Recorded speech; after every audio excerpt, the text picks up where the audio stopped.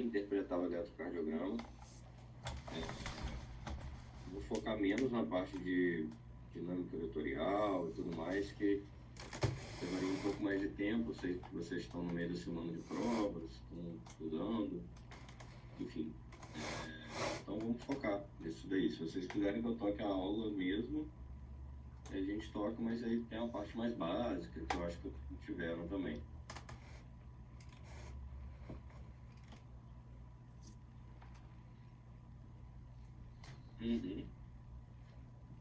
Então acho que a gente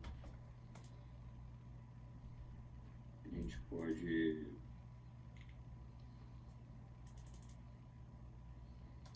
pegar um pouquinho de introdução.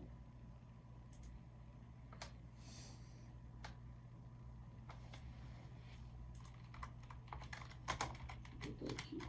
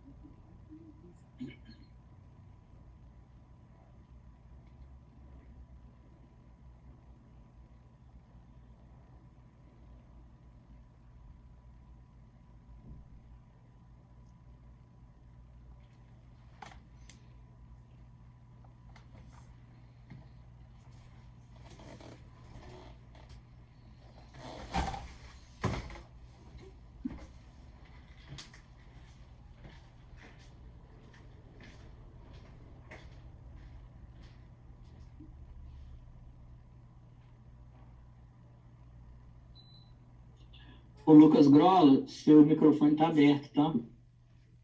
Perdão, amigo.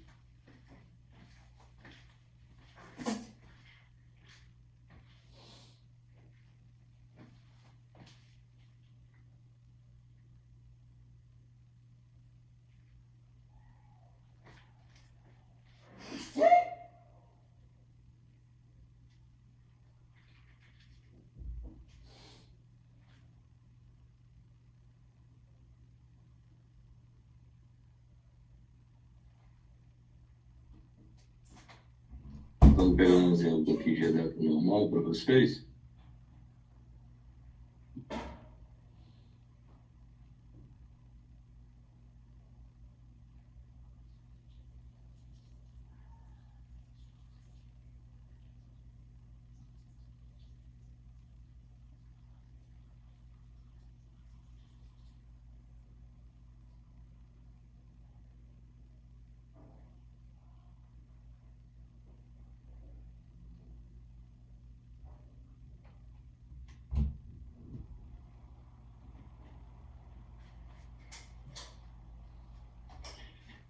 Professor, você não precisa ficar com vergonha não, tá? Pode ficar à vontade aí para você ir dando as dicas da prova, dando as dicas das questões, pode ficar à vontade.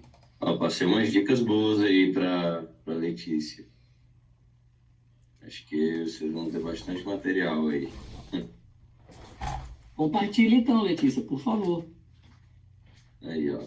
Aí eu já não tenho com esse controle. Vou pegar aqui uma... Você para de se fazer de sonso, Rafael, que eu já mandei tudo no grupo, viu? Deixa eu botar aqui.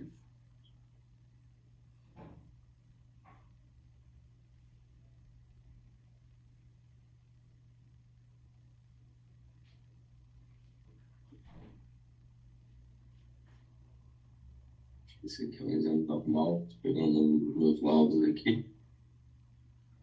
Aqui um examezinho normal. Bom, pra gente falar. Então, tá bom. Vamos lá. Vou fazer o seguinte. Eu vou falar rapidinho de dinâmica vetorial, bem rápido mesmo. Vou compartilhar aqui minha tela.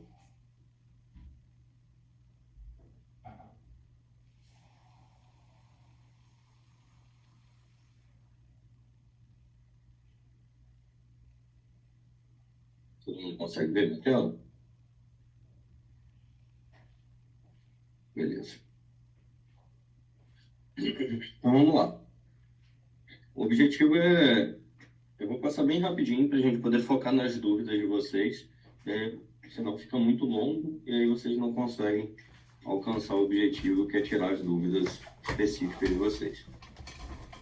A parte de sistema de condução a gente falou bem na aula também.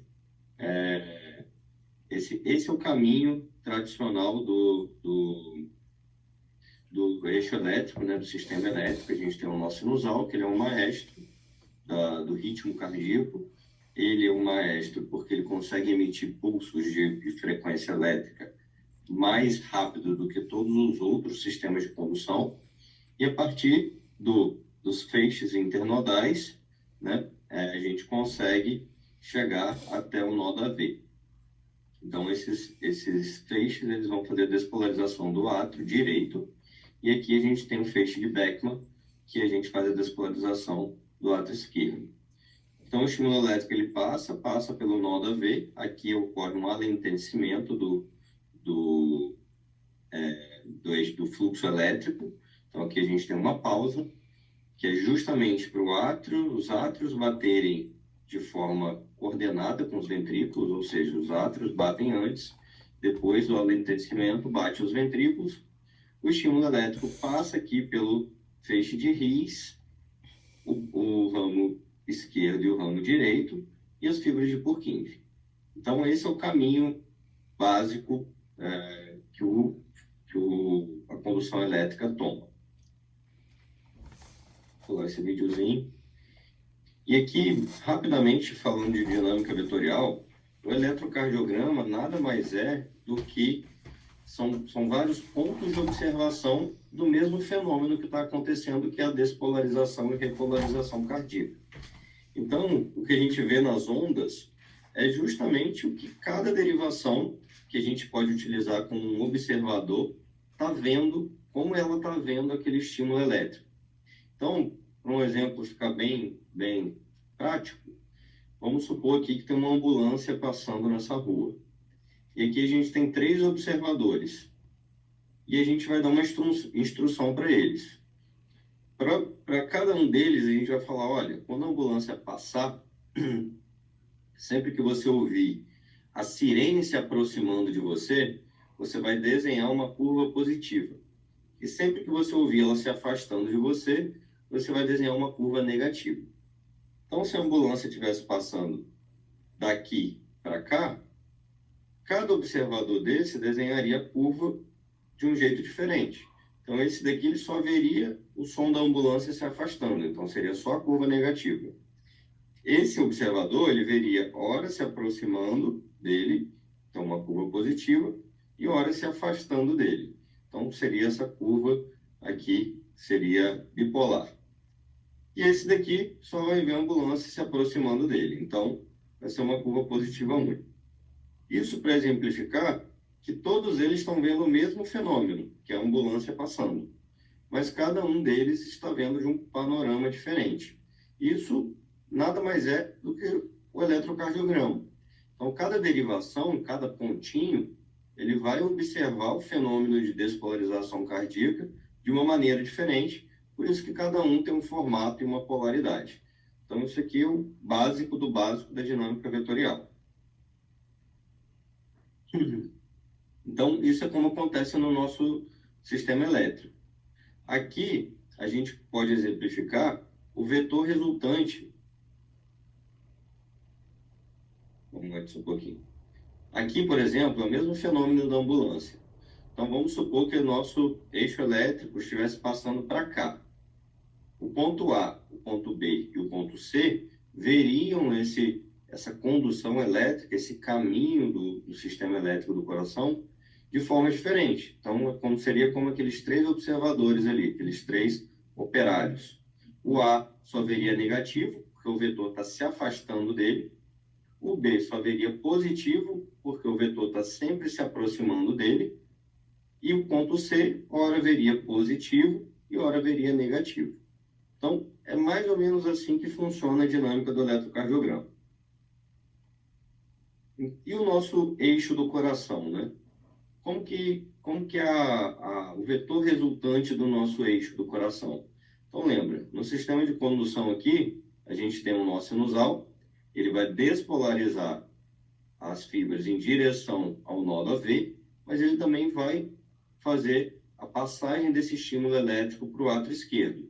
Então, a gente tem um vetor que vai da direita para a esquerda, e a gente tem um vetor que vai de cima para baixo. Isso de física, né? A gente sabe que quando a gente tem dois vetores em sentidos diferentes, a gente pode traçar um vetor resultante. E esse é o nosso vetor resultante. É de superior para inferior e da direita para a esquerda. Então, em direção à esquerda. Por isso que o nosso eixo elétrico, normalmente, ele é entre 90 e menos 30 graus. Justamente porque ele vai seguir esse vetor resultante. Então, se a gente tem um eixo elétrico dentro dessa faixa, a gente sabe que é um eixo elétrico normal. Então, para explicar um pouquinho as ondas para vocês, de forma bem rápida, a gente vai pegar alguns exemplos. Então, a gente sabe que nosso eixo ele vai fazer esse sentido. Então, vamos supor que a gente coloque um observador aqui, no ponto E, que vai ser aqui mais ou menos o vetor de V5. Vocês estão conseguindo ver? Então, Sim, aqui para mim aparecem duas telas, então eu não sei se está passando exatamente igual para vocês. Então, está passando. Vocês estão vendo o bonequinho aqui, né? Então, beleza. Então, vamos lá. O primeiro fenômeno que acontece é a despolarização do átrio. Então, a gente tem a despolarização do átrio. Então, sai daqui do nó sinusal e vai ocorrer a despolarização do átrio. Esse fenômeno, ele acontece de cima para baixo. Então, o vetor desse fenômeno vai ser um vetor de cima para baixo, em direção da direita para a esquerda, porque o nó AV é um pouquinho mais centralizado do que o nó sinusal. Esse fenômeno no eletrocardiograma, a gente vai ter uma onda P. Por que a onda P a gente vai estar vendo ela positiva aqui? Porque o nosso ponto de observação está vendo só ele se aproximando, o vetor se aproximando dele, tá? Então aqui a gente vai ver uma onda positiva. A gente já vai chegar nas outras derivações. Quando ocorre a passagem pelo nó AV, aqui tem uma pausa, um alentecimento do estímulo elétrico. Então, nesse ponto aqui, a gente não tem vetores, a gente tem uma pausa. E a pausa no eletrocardiograma é tida como uma onda isoelétrica. Então, o segmento PR é justamente essa pausa pelo nó AV, a condução do estímulo elétrico pelo nó AV. Então, ela é tida como uma onda isoelétrica, tá? E aí a gente chega na onda Q. A onda Q, ela já é o início dessa despolarização do septo. Então, o estímulo, ele vai passar do nó AV para as fibras de His, os ramos direito e esquerdo. E, classicamente, o ramo esquerdo, ele é um ramo mais rápido do que o ramo direito. É como se fosse uma pista, em que a pista é mais rápida, mais reta para o lado esquerdo e mais lenta pelo lado direito. Então, como que a despolarização desse septo por esses ramos, como que ela ocorre? Ela despolariza primeiro o ramo esquerdo e depois despolariza o ramo direito. Então, por isso que nessa despolarização septal, o nosso vetor resultante vai ser um vetor da esquerda para a direita. Como ele é da esquerda para a direita, colocando aqui o nosso ponto de observação no ponto E, ele vai estar se afastando desse ponto E. Então, a gente vai ter uma onda negativa. Desculpa que eu tenho que ficar com o celular ligado, mas não é nada demais, né? Só desligo na hora que tiver ligação. Então, aqui eu vou ter uma onda Q negativa, que vai representar para a gente a despolarização do septo. E nem todas as derivações vão conseguir enxergar essa onda Q da mesma forma. Então, a gente vai chegar nesse ponto. Então, aqui, onda Q do eletrocardiograma, despolarização do septo. Já a despolarização do ventrículo, ela vai ocorrer nesse sentido. A gente vai ter a despolarização, o eixo elétrico vai passar, a despolarização elétrica vai passar pelo septo, vai conduzir pelo ramo direito e o ramo esquerdo, e vai chegar nas fibras de His e Purkinje. Aqui a gente vai ter a despolarização do ventrículo direito nessa direção, da esquerda para a direita, e do ventrículo esquerdo da direita para a esquerda. Mas percebam que o ventrículo esquerdo a gente tem uma massa muito maior. Então, sempre que a gente tem massa maior, a gente tem uma amplitude maior, a gente tem um vetor maior. Então, acaba que esse vetor resultante, ele vai seguir essa direção aqui, da direita para a esquerda. Então, esse é o nosso vetor resultante, e por isso que na maioria das derivações, principalmente as precordiais, a gente vai enxergar uma onda R positiva. Então, considerando aqui esse ponto E, ele vai estar enxergando sempre positiva esse fenômeno. Então, a gente vai ter um R positivo, que corresponde à despolarização ventricular. Nesse mesmo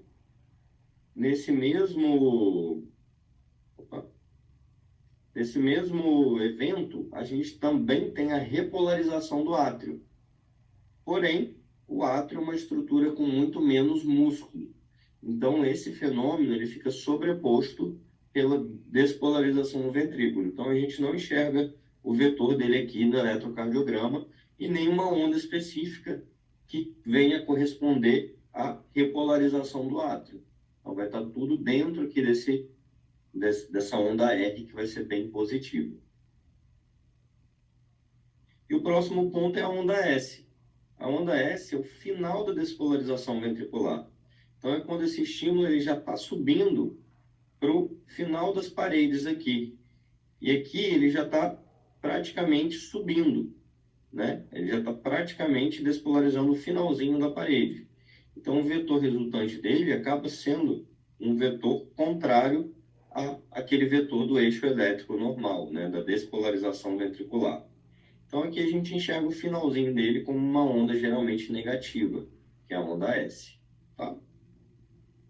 E para finalizar, a gente tem a repolarização ventricular, que vai ocorrer também nesse mesmo caminho de cima para baixo e da direita para a esquerda. Então, assim como a despolarização vai acontecendo nessa via, a repolarização também segue o mesmo preceito. Então, a gente vê uma onda T positiva, tá?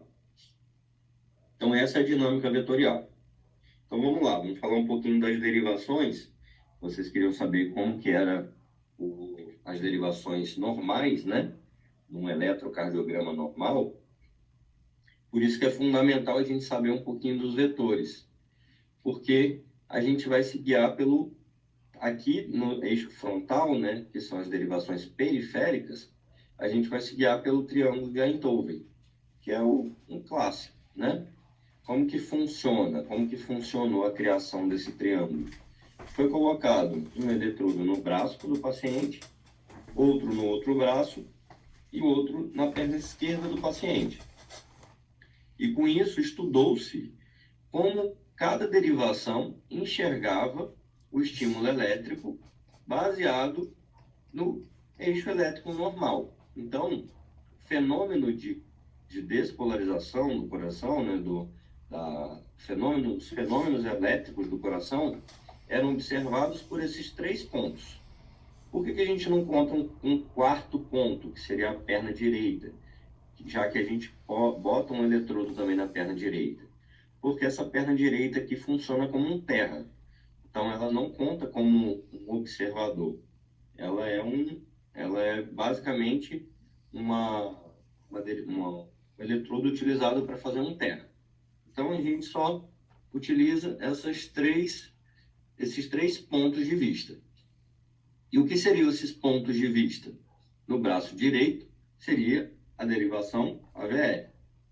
No braço esquerdo, seria a derivação AVE. R vem de right e L vem de left, né? Então, braço direito e o braço esquerdo.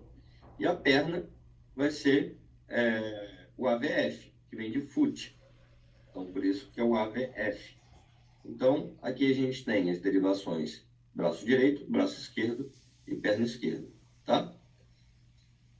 Além dessas três derivações que vão funcionar como observadores, a gente também tem a observação dessa diferença de potencial, dessa diferença entre uma derivação e outra, que vão se formar as outras derivações periféricas, que vai ser D1, D2 e D3.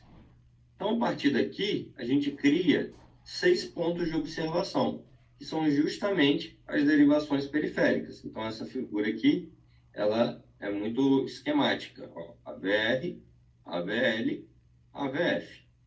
Entre AVR e AVL, a gente tem um visualizador, que é o D1, e entre AVL, AVL e AVF, D2. E entre AVR e AVF, o D3. Então, cada ponto desse vai enxergar o estímulo elétrico de uma forma diferente. Por isso que eles vão ser diferentes aqui no eletrocardiograma. Então, vamos lá. Vamos pegar... vamos começar para ficar mais fácil, para a AVR. A AVR, ele está vendo... Lembra que o eixo elétrico ele passa de cima para baixo, da direita para a esquerda. Então, uma seta para cá. O AVR ele está vendo esse estímulo, né, elétrico, esses fenômenos elétricos do coração, praticamente todos se afastando dele. Então, ele vai ser uma derivação predominantemente negativa. Por quê? Lembra de todos os vetores. A despolarização do átrio, que é nessa direção, de cima para baixo, ele vai ver negativa. Então, a onda P vai ser negativa.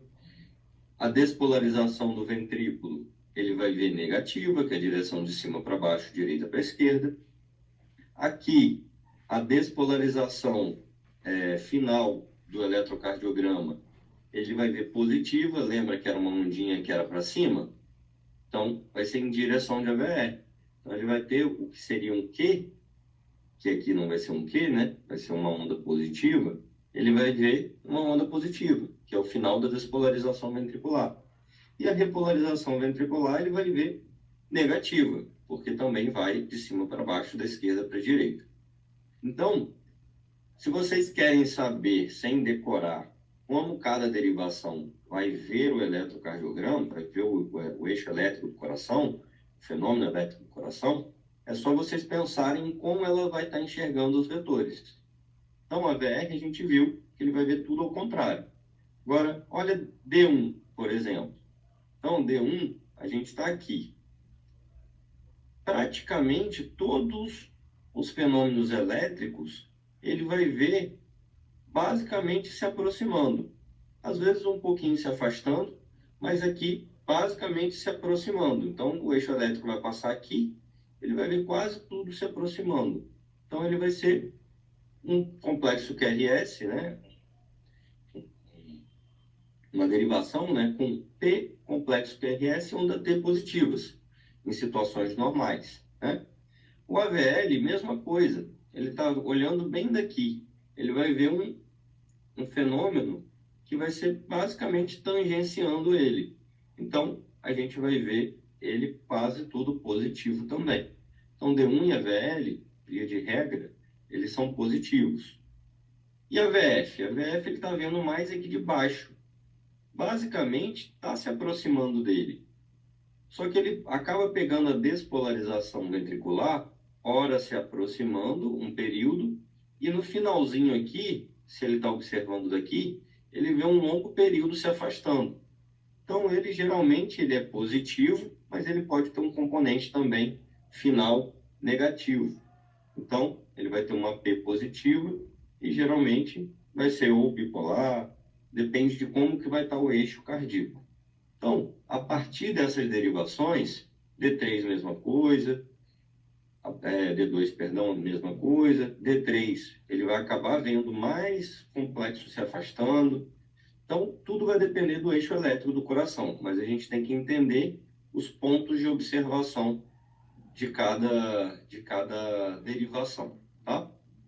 Então, para colocar um Vou colocar um elétron normal para vocês já já. Vou falar das precordiais. Então, essas são as derivações do plano frontal. Então, a gente vai ver a partir das derivações periféricas. Lembrando que braço direito é a derivação vermelha, para vocês não esquecerem. Perna direita é a preta, braço esquerdo é a amarela, perna esquerda é a verde. Então, isso é importante vocês saberem e vocês que vão orientar na hora da realização do eletrocardiograma, tá? Então, tem uma forma fácil de gravar, que é a esquerda é o Brasil. Eu não sou flamenguista, mas eu tenho que falar para o mnemônimo dar certo, né? E a direita é o Flamengo. Cores quentes em cima, cores frias embaixo. Então, essa é a forma prática da gente gravar quais eletrodos são à esquerda, quais eletrodos são à direita, quais são superiores, quais são inferiores. Até aí, tudo bem, pessoal? Tranquilo? Ótimo. Tá bom. E para vocês entenderem o elétron normal, vocês têm que entender também o ponto de vista de cada derivação do plano horizontal, que são as precordiais. Por que é plano horizontal? Porque aqui é como se a gente realmente cortasse o coração de forma horizontal. A gente faz uma secção axial nesse coração. E aí vocês vão entender como que se comportam cada derivação no coração. Então, lembrem sempre que a gente tem o eixo elétrico. Vamos falar aqui. Primeiro, antes da gente falar, qual é o posicionamento correto? Isso aqui muitas pessoas erram na prática. Isso muda todo o eletrocardiograma. O V1, a gente coloca ele no quarto espaço intercostal, na borda external direita. Aqui, muitas vezes, o pessoal coloca muito em cima, bota no segundo espaço intercostal. É muito frequente. Lembrar que é no quarto espaço intercostal, tanto V1 quanto V2. V1 à direita do externo e V2 à esquerda do externo. Aqui a gente pula V3 e coloca V4 no quinto espaço intercostal, na linha M clavicular esquerda. Tá? E entre V2 e V4, no ponto médio entre eles, a gente coloca V3. V5 a gente coloca ainda tudo no quinto espaço intercostal. V5 a gente coloca na linha axilar anterior e V6 na linha axilar média. E por que é importante saber isso? E por que é importante saber essas derivações? Cada pontinho desse aqui funciona como um observador. Então, funciona como um operário do exemplo dos vetores, né? Ou como o nosso ponto R, que a gente colocou ali, que era na posição de V5. Então, cada um deles vai enxergar aquela passagem do estímulo elétrico de formas diferentes. Então, aqui, por exemplo, a gente vai ver nessa direção aqui o eixo elétrico, e cada derivação vai enxergar aquele fenômeno de um jeito diferente. Então, reparem, como que funciona as derivações de V1 a V6. Lembra que o eixo elétrico está passando aqui, certo? V1, como que ele vai enxergar esse eixo elétrico? Só um pedacinho se aproximando e grande parte dele se afastando. Então, ele vai ser predominantemente negativo, ou com uma onda R muito pequenininha. À medida que a gente vai passando para V2, que vai estar aqui, V3, V4, V5 e V6, a gente vai estando mais dentro desse sentido do eixo elétrico. Então, cada vez mais a gente vai vendo um vetor mais positivo. Então, mais se aproximando dessa derivação. Por isso que, tradicionalmente, o elétron, a onda R, ele vai caminhando, ele vai crescendo. É uma coisa crescente. Então, V1, V2, V3, V4, V5, V6. Então, a gente tem essa progressão da onda R no eletrocardiograma. E aqui vem um primeiro ponto para vocês entenderem as paredes. Percebam, cada vetorzinho desse está olhando uma parte mais próxima, está mais próximo ao ponto de vista de uma parte do coração. Então, V1 e V2, que estão aqui, eles vão enxergar muito bem o septo do ventrículo esquerdo. V3 e V4, V5 e V6, eles já começam a enxergar as paredes aqui dentro da parede anterior do ventrículo esquerdo. Então, por isso que aqui a gente fala, quando a gente tem um supra em V4, V5, V6, V3, V4, V5, V6, a gente tem um supra anterior. E aqui a gente está vendo a parede anterior do coração, do ventrículo esquerdo, tá? E aqui vem um primeiro pulo do gato para vocês entenderem também as sobrecargas. Lembra que um dos critérios de sobrecarga é a soma do S de V1 com o R de V5 ou V6, que é o critério de Sokolov-Lyon. Por que a gente faz essa soma? Perceba, V1, ele enxerga muito bem o ventrículo direito aqui. Ele está do lado do ventrículo direito, tanto V1 quanto V2. E olha o V5, V6, ele enxerga muito mais o ventrículo esquerdo. Então, no início da despolarização aqui, a gente diz que o V1 aqui, ele vai enxergar a parte positiva dele, vai corresponder ao ventrículo direito, e a parte negativa dele ao ventrículo esquerdo. Por quê? Quando ele chega nessa parte mais negativa, eu estou pegando a parte final do vetor. Então, aqui é como se o V1 enxergasse o ventrículo esquerdo com um vetor negativo. Já o V6, V5, V6, ele está enxergando o vetor se aproximando dele. Então, a gente fala que o R de V5 e V6, ele representa o ventrículo esquerdo. E o S representa o ventrículo direito, que é a parte inicial da contração ventricular, que está mais longe, está mais negativa dele, tá? Do ponto de vista dele. Então, a gente fala que o R de V1 e V2 representa o ventrículo direito e o S de V1 e V2 o ventrículo esquerdo.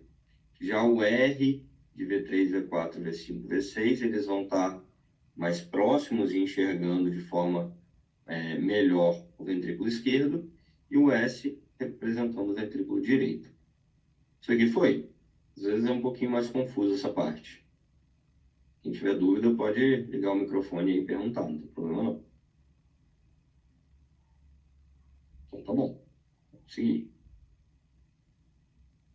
E é por isso que a gente coloca os eletrodos, né? O posicionamento padrão dos eletrodos, essa daqui, como a gente já explicou. Então, um eletro de 12 derivações, ele segue esse padrão. E quando a gente quer rodar derivações direitas, que a gente falou na aula de doença arterial coronariana, né, de infarto, a gente pode pegar, por exemplo, eletrodos da esquerda e colocar aqui na direita para a gente ver mais o ventrículo direito, de outros pontos de vista além de V1. Então, aqui é uma das formas, existem várias, você pode pegar V3 e V4 e botar aqui como V3R e V4R.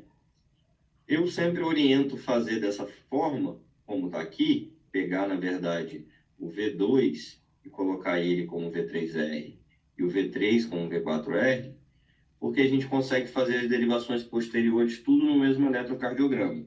Então, essa é uma das formas de fazer. Então, a gente pode colocar aqui à direita, e aí a gente vai estar vendo V3R, V4R, que vai estar enxergando o ventrículo direito. Lembra que a gente usa muito isso quando a gente tem um infarto de parede inferior, um infarto com supra, né? Para a gente saber se tem um acometimento do ventrículo direito. E por que eu oriento fazer dessa forma? Porque também a gente consegue pegar todos os outros, que é V4, V5 e V6, e colocar no dorso do paciente. Um no quinto espaço intercostal, a nível da linha axilar posterior, o outro bem no ângulo da escápula e o outro na linha paravertebral. Então a gente consegue botar V7, V8 e V9, que vão traduzir para a gente, são as derivações posteriores, mas que vão traduzir para a gente a parede lateral. Então a gente faz muito comumente quando a gente tem ou um infarto anterior extenso, ou um infarto de parede inferior, a gente costuma fazer tanto as derivações direitas quanto as posteriores. Então, isso é a forma da gente orientar, rodar essas derivações. Existem algumas outras derivações de Lewis, etc., que eu não vou entrar muito aqui no contexto, senão a gente vai perder muito tempo. E existem formas de minimizar os artefatos, que eu acho que foi com a Ana que eu comentei, que os artefatos são aquele tremidinho na linha de base que atrapalha a visualização do eletrocardiograma. Então, como que a gente minimiza o artefato? Primeiro, tirando todas as superfícies metálicas. Às vezes até o oxímetro atrapalha a realização do eletro. E de uma outra forma, principalmente idosos e crianças, a gente pode pegar os eletrodos dos membros e colocar eles mais proximais. Então, colocar um eletrodo autoadesivo aqui e levar todas essas derivações para proximal, na raiz da coxa, aqui na crista ilíaca e nos ombros. Isso diminui os artefatos de tremor, principalmente idosos e crianças, tá? E aí, como que a gente representa no eletro? Sempre que a gente for rodar derivações direitas e posteriores, a gente coloca qual derivação é qual. Então, aqui V2 virou V3R, V3 virou V4R, e aqui virou V7, V8 e V9, tá? Aqui, até um bom exemplo de um eletro normal. Tem algumas alterações de repolarização aqui. Vou pegar um eletro normal, para a gente não confundir. Aqui eu vou deixar mais, eu passo para vocês essa aula. Acho que vocês já devem até ter, né? Mas aqui eu passo para vocês. Essa daqui é o basal das medidas do eletrocardiograma nos pacientes, né? Isso aqui é um estudo populacional, não quer dizer que esses são os valores de referência. Os valores de referência são esses daqui, os valores de normalidade. Aqui eu só puxo um adendo com relação ao QRS, que até 120 milissegundos, ou 0,12 segundos, a gente considera normal, tá? Então aqui existe um pouco de divergência. Basicamente isso. Então vamos falar um pouquinho do eletro normal. Deixa eu seguir. Vamos seguir aqui, já boto o eletro normal. Primeiro ponto, eu não sei se na prova de vocês cai em eixo cardíaco, mas existe uma forma muito fácil da gente dizer que o eixo está normal. Isso aqui é uma dica prática para vocês. Eu não vou colocar... O certo é vocês colocarem na rosa dos ventos, ver as derivações que são positivas, botar as positivas aqui, traçar e ver qual o lugar do eixo. Mas se vocês quiserem uma dica rápida, a gente sabe que o eixo cardíaco está aqui, né? Entre 90 e menos 30. Então, a gente tem duas formas de achar. Na verdade, tem a forma mais rápida e a forma que vai te levar a uma forma bem assertiva de forma rápida. Primeiro, a gente vai achar a derivação isodifásica. O que seria uma derivação isodifásica? É a derivação que o componente positivo é igual ao negativo. Então, ela não é nem positiva nem negativa. Então, a gente achando a derivação isodifásica, a gente vai ver a derivação positiva que faz 90 graus com ela. Ali vai ser o eixo cardíaco. Então, nesse caso aqui, ó, nossa derivação isodifásica é a AVL. Qual a derivação positiva aqui que vai fazer 90 graus com a VL? Então, a gente tem a VL aqui, ó. A derivação que faz 90 graus com ela é D2. D2 está positivo? D2 está positivo. Então, meu eixo elétrico está aqui, ó, 60 graus. Tá? Essa é uma dica rápida. É para vocês definirem rapidamente o eixo elétrico. Procura a isodifásica, ver qual é a positiva que tá a 90 graus dela e ali vai estar o eixo elétrico. Essa fórmula contém um pouquinho de margem de erro. Então, para a prova, para vocês não errarem, o ideal é botar na rosa dos ventos. Mas aqui de forma prática, eu olhei a isodifásica, olhei quem está a 90 graus, se ela está positiva, o eixo elétrico está aqui, tá? E uma dica rápida para ver, se o eixo está normal ou não. Se o QRS for positivo ou isodifásico em D1 e D2, o eixo está normal. Então, ó, por quê? Lembra da rosa dos ventos, né? A gente coloca o que é positivo, a gente vai colocar aqui. Então, D1, quando ele está positivo ou isoelétrico, ele vai estar aqui. Se ele estiver negativo, ele vai estar para esse extremo aqui, né? D2, se ele está positivo, ele vai estar para cá. Se ele estiver negativo, ele vai estar nesse outro extremo. Então, se eu tenho D1 positivo e D2 positivo, o meu eixo elétrico está aqui. Então, dica rápida para dizer se está normal ou não. D1 positivo e D2 positivo. Então, nesse exemplo aqui, D1 positivo, D2 positivo. Meu eixo está normal. Não preciso ver mais nada.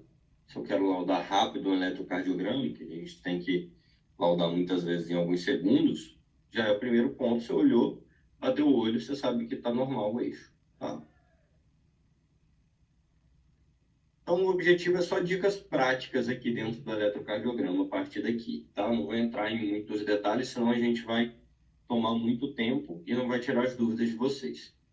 Mas isso aqui é a última coisa que eu quero fazer antes da gente entrar nessa parte mais prática. Sempre siga um roteiro na análise do eletrocardiograma. Isso vai gerar um método em vocês. Então, vocês vão sempre olhar o eletrocardiograma da mesma maneira. Isso vai evitar que vocês deixem passar coisas importantes e deem um laudo errado. Então, o roteirinho, existem vários. Esse aqui é o roteiro mais tradicional de todos os livros de eletrocardiograma, todos os cursos que vocês vão ver por aí. Então, a gente faz esse roteirinho de 9 passos. Primeiro, eu vou ver a identificação do paciente, porque a gente tem critérios que são diferentes para sexo, para idade. Vou confirmar se esse eletro é desse paciente. Se eu tiver dimensões aqui do biotipo e da clínica do paciente, também vão interferir. Então, saibam quem é o paciente de vocês. O segundo ponto, e um dos mais importantes, é a padronização do eletrocardiograma. Então, o eletrocardiograma, ele tem que estar dentro dessa padronização, que é o N, que é o 10 milímetros por milivolt. Isso tem várias formas de ser representado no eletro.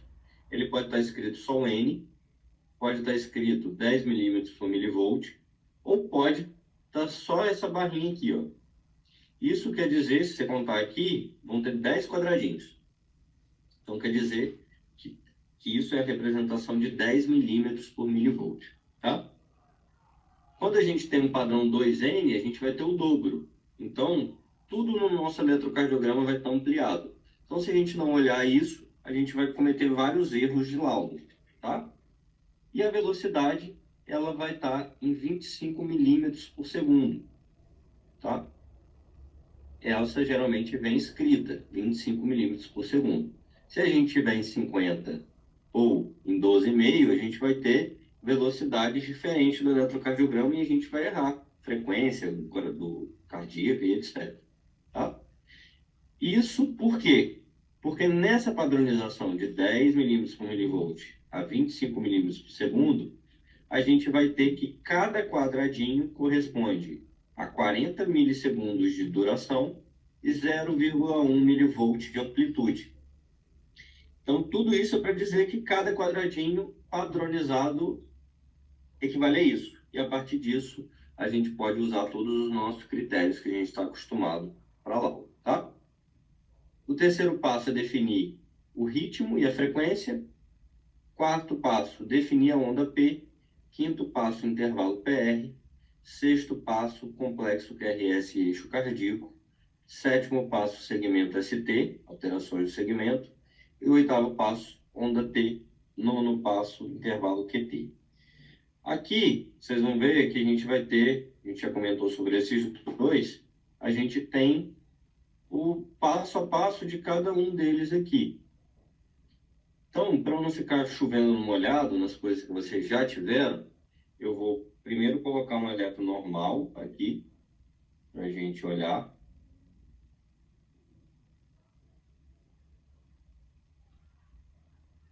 Então, vamos lá. Isso aqui é um eletro normal. Então, a gente tem as derivações aqui, ó. D1, D2, D3, AVR, AVL e AVF. E aí vamos algumas dicas práticas aqui. Primeiro, o eixo. A gente viu, ó, D1, D2 positivo. Eu sei que o eixo está normal, né? Se eu for procurar a ISO de fásica, eu tenho AVL. Quem está a 90 graus de AVL é D2. Então, eu já sei que meu eixo está em torno ali de 60 graus. Então, aqui eu já matei. Primeiro ponto, né? Antes da gente... Aí eu já segui a cronologia errada para confundir vocês. Primeiro ponto, eu vou ver a identificação do paciente. Então, eu vou ver aqui, ó, Daniela Silva Oliveira, feminino, aqui a data de nascimento 93, então a paciente mulher jovem. Então, beleza, conferi as disposições dela. Vou ver a minha padronização. Então, olha aqui, ó, tem um quadradinho que está N, ou seja, 10 milímetros por milivolt. E aqui, ó, tem escrito, ó, 10 milímetros por milivolt, 25 milímetros por segundo. Então, eu sei que eu posso analisar esse eletrocardiograma. Não vou precisar mandar ele ser repetido. Então, padronização. Depois eu vou olhar o eixo elétrico do coração. É uma das, na verdade, na nossa regrinha aqui, a gente olharia o ritmo e frequência, né? Eu vou seguir a nossa regrinha, que o eixo já tinha ensinado a vocês. Então, eu vou ver o ritmo e frequência. Ele é um ritmo que? Sinusal. Por quê? Aí vem essa próxima aulinha aqui, essa próxima fase da aula. Como que a gente define se o ritmo é sinusal? É uma onda P positiva, tem que ter todos esses critérios. Onda P positiva em D1, D2 e AVF. E cada onda P vai conduzir um QRS. E as ondas P têm que ter as mesmas morfologias entre elas. E a frequência vai estar entre 50 e 99, que é o ritmo sinusal. Abaixo disso é bradicardia sinusal, acima disso é taquicardia sinusal. E como eu vou definir a frequência, eu vou fazer 1.500 dividido pelo número de quadradinhos, ou 300 dividido pelo número de quadradões. Isso no ritmo regular. No ritmo irregular, eu vou utilizar a folha do eletrocardiograma. Então, eu vou ver, no ritmo regular, a gente não... O intervalo entre um R e outro é diferente, né? A gente vai ter, ó, desse R a esse R tem um número de quadradinhos, e desse daqui até aqui, a gente tem um outro número de quadradinhos. Então, para a gente definir num ritmo irregular, a gente vai pegar o papel D2 longo, que geralmente corresponde a 10 segundos de batimentos. E a gente vai multiplicar por 6, para formar 60 segundos. Então, a gente vai ter minuto, batimentos por minuto. Então, a gente vai pegar o número de QRS, multiplicar por 6, vai dar a nossa frequência, batimentos por minuto. Eu estou fazendo um pouquinho mais rápido para a gente não estender, tá, pessoal? Mas, vamos lá. Nesse exemplo aqui, a gente tem a onda P positiva em D1, D2 e AVF. Então, eu sei que até então é um ritmo sinusal. Cada onda P conduz um QRS? Sim. Cada onda P conduz um QRS. Todas elas têm a mesma morfologia? Tem todas as mesmas morfologias. Então, é um ritmo sinusal. Tá bom? Então, vamos lá. Aí entra na parte de sobrecargas, intervalo PR. Aí eu acho que eu vou começar a falar as coisas que vocês já tiveram. Então, eu vou abrir mais para as dúvidas de vocês agora. Vamos lá. O que vocês têm dúvida dentro do eletrocardiograma? A parte de um eletro normal, como são as ondas, vocês conseguiram entender um pouquinho? Aí eu quero que vocês conversem comigo, cara. Vamos lá. Sim, foi muito bom, professor. Muito obrigada. Ótimo. A gente está aqui elogiando a Odo, na explicação. Então, Exatamente. O quê? Desculpa? Essa aula tinha que ser no palco, porque, porra, foi o show. Não, que isso. Acho que não. É um básicozinho só para a gente compreender o que é o normal, né? Que é o que a gente queria chegar no eletro normal. A gente vai seguindo aqui o fluxograma do eletro normal para vocês terem na cabeça, mas eu quero entender de vocês se o eletro normal, o funcionamento dessas ondas, vocês entenderam. Que olha como que funciona aqui, ó, V1, V2, V3, V4, V5, V6. Aqui a gente tem um pouquinho de baixa voltagem, baixa amplitude. Mas olha o V1, como ele é mais negativo. O V2 ele vai ficando mais isoelétrico. O V3 mais positivo. E ele vai classicamente ficando mais positivo até chegar em V6. Então, daqui das nossas derivações periféricas, basicamente a gente vai enxergar dessa forma. E aí vem um outro pulo do gato para vocês na prática. Como que eu sei que os eletrodos estão trocados? Dica rápida, né? Existem várias, né? Existe um D2, o D3 isoelétrico, baixa amplitude de todas. Mas uma dica rápida que vocês vão ver muito na prática. Vocês vão olhar para a AVR. Lembra que o AVR, ele segue o ponto de visualização dele vai contrário ao vetor de despolarização do eletrocardiograma? Então, geralmente ele é negativo, na maioria dos casos. A não ser quando a gente tem um desvio extremo do eixo elétrico, aí ficam para as exceções. Então, se eu tenho um AVR positivo e um D1, por exemplo, negativo, ou um AVF negativo, eu sei que o cabo está trocado, porque eu mudei toda a minha forma de visualização dos vetores. Então, o AVR ele sempre vai ser negativo, num eixo normal, né? Então, quero saber se tem cabos trocados, eu vou olhar para a AVR. A AVR está positivo, D1 e AVF, por exemplo, estão negativos, eu sei que o cabo está trocado. Então, essa é uma dica prática para vocês.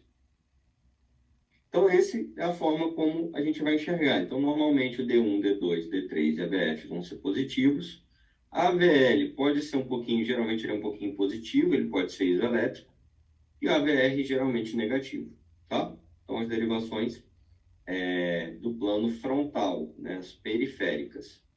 E as derivações precordiais, ou do plano horizontal, a gente vai ter essa progressão típica aqui.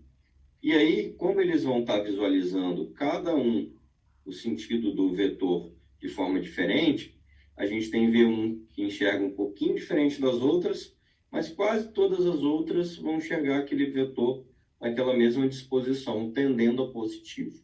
Tá? Então, essa é a dica prática de como a gente vai visualizar um eletro normal. Isso aqui é um eletro normal que a gente vai pegar na prática. Aqui, via de regra, a gente poderia, se a gente for um pouquinho enjoado, a gente poderia até dar como baixa voltagem no plano precordial, no plano horizontal. Porque aqui a gente tem amplitudes do QRS menor do que 10 milímetros. Algumas referências falam 8 milímetros, por isso que aqui está como normal. Tá? E aqui no plano frontal seria 5 milímetros. Então aqui ficaria um eletro normal. Então acho que é isso. Do eletro normal, eu acho que é essa visualização. E aí a gente vai ver...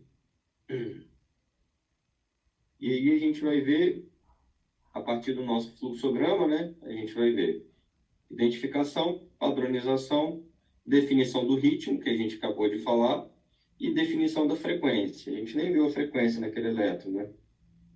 Mas a frequência, geralmente, o aparelho vai te dar a frequência. Então, aqui, ó, frequência de 73. Mas para a gente calcular a frequência, a gente vai calcular entre um R e o outro, quantos quadradinhos tem. Então, 1.500 dividido pelo número de quadradinhos, ou 300 dividido pelo número de quadradões. Dica prática. A gente sabe que 300 dividido por 3 dá 100, né? Então, se eu tenho entre um e outro só 3 quadradões, eu sei que tem 100. E a gente sabe que 300 dividido por 6 dá 50. Então, para eu saber se a frequência está normal, entre 50 e 100, eu vou ver entre um R e o outro, não pode ter menos de 3 quadradões, nem mais de 6 quadradões. Então, a gente já bate o olho e já vê que é uma frequência normal. Mas se eu precisasse calcular aqui, seria aqui 1.500 dividido por... vai dar 15 dividido por 19, quase 20. Então, vai dar mais ou menos isso, 70 e pouco, tá? E aí vem essa, aqui, ó, diquinha prática aqui, ó. 1 é 300, 2 é 150, 3 é 100, 4 é 75. Então, aquele era 73, tinha um pouquinho mais de quadradinhos, tá? Então, essa é uma regrinha. Então, definimos a frequência, a gente define a onda P. A onda P, normalmente, ela tem 2 quadradinhos e meio de amplitude, né? De altura, por 110, mais ou menos, 3 quadradinhos de duração. E a partir daí a gente vê as sobrecargas, né? Quando a gente tem uma amplitude maior, que é a onda P dividida a primeira fase despolarização do átrio e a segunda do átrio direito e a segunda despolarização do átrio esquerdo, quando a gente tem uma sobrecarga do átrio direito, esse componente aqui se sobrepõe até o átrio esquerdo. Então, a gente tem um aumento geralmente de amplitude, principalmente nas derivações inferiores. E quando a gente tem a sobrecarga do átrio esquerdo, a gente tem ela geralmente bífida, porque cresce essa parte aqui do átrio esquerdo, a onda P, né? Então, a gente tem uma onda P bífida. Um mnemônimozinho para guardar é a onda P, quando é sobrecarga do átrio direito, ela vai ficar em formato de D, aqui, ó. Então, aqui forma um D. E a do átrio esquerdo, ela forma um E, aqui, ó. Então, ela é bífida, forma um E. Então, essa é uma formazinha de gravar. E como que a gente bate o olho rápido na sobrecarga de átrio esquerdo? A gente vai olhar a onda P em V1. Se ela tiver mais de um quadradinho de área, a gente tem uma sobrecarga de átrio esquerdo. Olha aqui, ó. A gente tem mais de um quadradinho de área. Ela geralmente, em V1, ela tem esse componente bifásico. Então, a gente vai pegar a parte negativa da onda P e vai ver se ela tem mais de um quadradinho de área. Se ela tiver, a gente tem uma sobrecarga de átrio esquerdo. E os intervalos PR, a gente vai digitar os bloqueios atrioventriculares, que é o nosso próximo passo.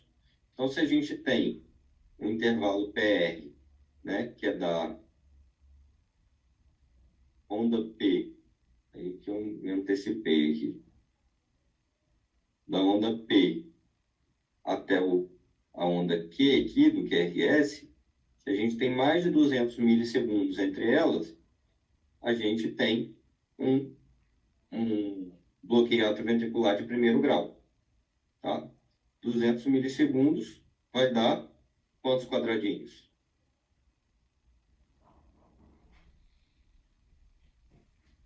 Alguém sabe? Só vocês calcularem. Quero calcular milissegundos. Cada quadradinho tem 40. Então, para eu ter 200 milissegundos, eu tenho que ter 5 quadradinhos. Tá? Então, é 5 vezes 4, 20. Então, 200 milissegundos. Então, ela normalmente vai ter entre 3 e 5 quadradinhos, o intervalo PR. Se a gente tem mais de 5 quadradinhos, a gente tem um BAD de primeiro grau. Se a gente tem menos que 3 quadradinhos, que é 120 milissegundos, a gente tem um PR curto. E isso acontece muito na síndrome de Wolff-Parkinson-White, que a gente vai ter um PR curto e uma pré-excitação ventricular.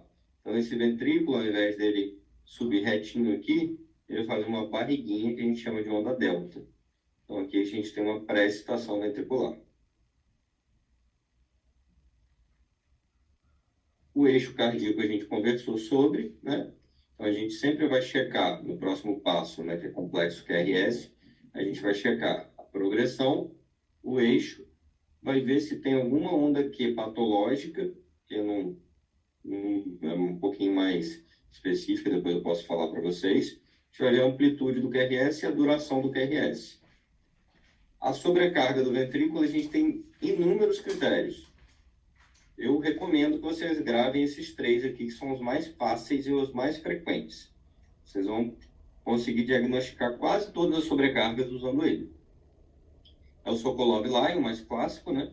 A onda R de V5 e V6. Lembra que a onda R vai ver o ventrículo esquerdo, mais a onda S de V1, que vai estar vendo também o ventrículo esquerdo, maior que 35 milímetros em pacientes mais idosos e maior que 40 em pacientes jovens. Jovens, leiam-se bem jovens mesmo, geralmente de 25 anos para baixo. E o critério de Cornell, que a gente vai fazer a somatória da onda R de AVL mais a onda S de V3. Maior que 28 milímetros em homem, a gente fecha sobrecarga. Maior que 20 em mulher, a gente fecha sobrecarga. E o mais fácil deles é o AVL. Onda R de AVL maior que 10, a gente também pode fechar sobrecarga. Então, sabendo esses 3 aqui, vocês matam quase todas as sobrecargas. E a de ventrículo direito, lembra que quem olha o R do ventrículo direito são as derivações V1 e V2. Então, o R nelas vai representar o ventrículo direito. Então, se eu tenho uma sobrecarga do ventrículo direito, vou ver uma onda R em V1 acima de 5 ou uma R em V2 acima de 6 milímetros. Então, tipicamente, como vocês vão lembrar, olha como que é a onda R em V1 e V2, ó. Pequenininha. Então, se eu tenho um aumento da amplitude aqui, lembra que elas vão estar vendo o ventrículo direito, eu vou ter uma sobrecarga de ventrículo direito, tá?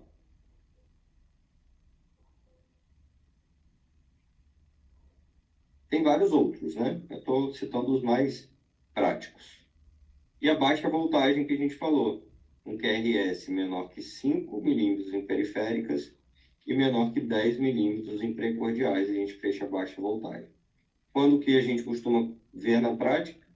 Derrame pericárdico, amiloidose, a gente já conversou sobre isso até nas aulas. E aí vem os temidos, aí, os famosos bloqueios de ramo. E aí, eu até conversei com alguns de vocês depois da aula, né, sobre esses critérios. Eu não acho válido cobrar tão especificamente os critérios. Eu acho que é mais vocês terem uma noção. Então, assim, não vou focar tanto em falar para vocês dos critérios.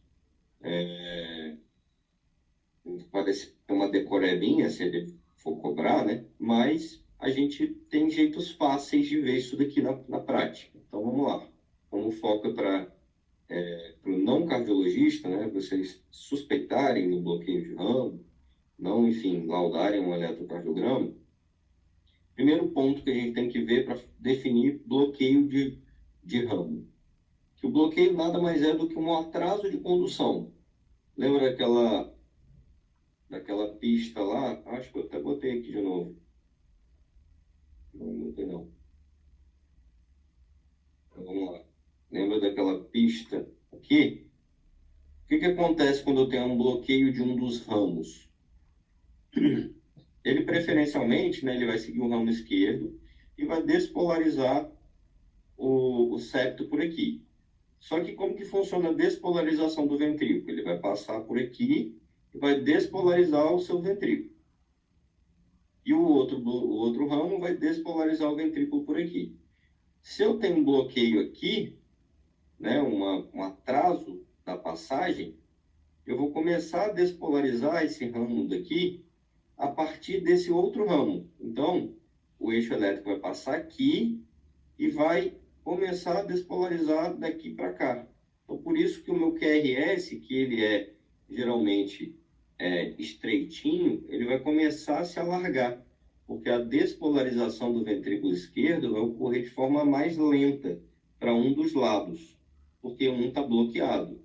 Então, essa é a fisiopatologia do bloqueio de ramo, tanto direito quanto esquerdo, né? Então, a gente vai ter um alargamento do QRS. A gente tem um bloqueio aqui, por exemplo, do ramo esquerdo. Eu vou começar a despolarizar o ventrículo pelo ramo direito. E depois eu vou despolarizar o ramo esquerdo, o lado esquerdo. Então, eu vou ter um QRS alargado. Então, o primeiro ponto, eu vou ver se o QRS é mais que 120 milissegundos, ou seja, maior ou igual a 2 ou 3 quadradinhos, tá? Então, se ele é maior que 120 milissegundos, que é o critério obrigatório, eu vou dizer que eu estou diante de um bloqueio de ramo. E aí, como que eu vou saber se é direito ou esquerdo? O bloqueio de ramo esquerdo, ele vai ser negativo em V1. E ele em D1, AVL, V5 e V6, que são as derivações esquerdas, eu vou ter um empastamento dessa onda. Então, eu vou ter esse aspecto de torre, às vezes um pouquinho bífido. Então, eu vou ter uma onda R alargada nessas derivações, tá? E ele vai ser negativo em V1. Essa parte de onda Q inicial, você fica um pouquinho mais difícil de gravar. Mas grava isso. O V1 é negativo e D1 e AVL, V5 e V6, que é onde a gente vê melhor as câmeras esquerdas, eu vou ter essa onda R um pouquinho esquisita. Já no bloqueio de ramo direito, já é o contrário. Em V1, eu vou ter uma onda, um complexo QRS predominantemente positivo. Então, ó, aqui um complexo QRS positivo. E eu posso ter esse aspecto aqui de onda R, R'. Então, eu tenho dois R's. Tem um R e uma R', que geralmente é maior até, inclusive. Que tem gente que chama de orelha de coelho, isso daqui. A criatividade para tudo, né? Mas um aspecto de orelha de coelho. Então, a gente vai ter ele positivo em V1. E a gente vai ter ondas, aí é o contrário. Aí a gente vai olhar para D1, AVL, D1, AVL, V5 e V6, aqui faltou AVL, V5 e V6, e a gente vai ver um empastamento na onda S. Por quê? Lembra que em V5 e V6, quem olha, entre aspas, né, o ventrículo direito, quem representa é a onda S? Então é ela que vai estar empastada, não a onda R. Então, fechando esses dois critérios aqui, 3 critérios, maior que 120 milissegundos. Olhei para V1. V1 está negativo ou positivo aqui. Vou olhar para D1, AVL, V5 e V6. Tem esse aspecto? 99% você vai ter um diagnóstico de BRD ou DRE confiável. Tá? De um jeito que na prática todo mundo ensina, né? Eu acho interessante para gravar nesse início de carreira, que é a seta do carro, né? Porque quando a gente quer dobrar para a direita, a gente bota a seta para cima. Então, positivo, perdão, aqui, positivo. E quando a gente quer dobrar para a esquerda, a gente bota a seta para baixo, então QRS negativo. Então, gravando isso aqui, está excelente. E aí era uma dúvida de muitos ali, o BDAS e o BDPI, né? Que ele vai cobrar, eu acho, assim, minha opinião, né? Eu acho que cobrar isso de vocês, critérios de BDAS, BDPI, não tem muito sentido nessa fase. Mas aí eu vou falar só o prático, né? Para vocês acertarem sem precisar pensar muito. Então, para não ter que gravar esse tanto de critério aqui, olha que doideira. Eu vou olhar as coisas importantes. O que eu vou ver no BDAS? Eu vou olhar para D2 e para D3. Se D2 é negativo e D3 é negativo e a onda S é maior do que a onda S de D3, ou seja, onda S de D3 maior que onda S de D2, eu quase certo vou estar dentro de um caso de BDAS. Aí o que eu vou ter que olhar mais? Eu tenho que olhar o eixo elétrico. Se o eixo elétrico está além de 45 graus, de menos 45 graus, ou seja, um desvio para a esquerda, eu vou estar dentro dos critérios do BDAS. Eu vou olhar D1 e AVL. Os dois vão ser positivos, tá? Então eu vou olhar para essas 4 derivações. Primeiro, D2 e D3. Começa por elas. D2 negativo, D3 negativo. D3 mais negativo que D2. D1 e AVL estão positivos. E o meu eixo elétrico está mais do que menos 45, maior ou igual, é BDAS. Então, tudo isso aqui confunde muito mais. Ó. D3 com amplitude